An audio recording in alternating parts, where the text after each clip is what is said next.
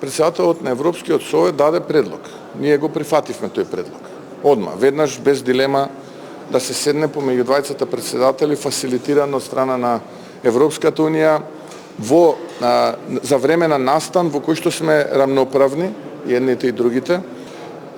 На тој состанок имаше идеја да присуствува и генералниот секретар утре, представници од американската администрација и да ги скрстиме аргументите.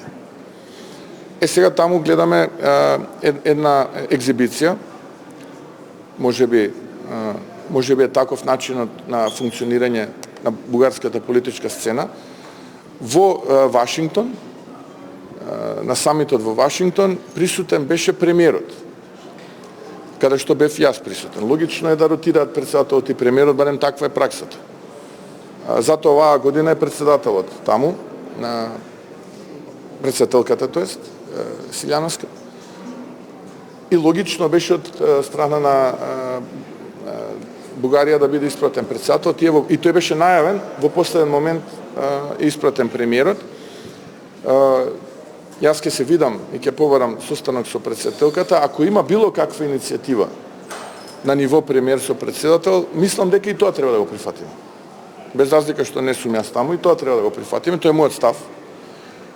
Убеден сум дека тоа ќе биде став и на председателката, бидејќи ќе изслушате моите аргументи. Ние мораме да бидеме проактивни и да покажеме дека не е тоа што се зборува, дека не е неколку стотини наши сограѓани што за себе на последниот попис велат дека бугарскиот им е мајчин јазик. Проблемот. Туку има многу поголем проблем. Тоа е политика стара децении, тоа е стратегија која што се пишувала, говорела внимателно создавала и без квинслинзи овде кај нас, не можела да се спроведе. За жал имаше такви во минатата влада.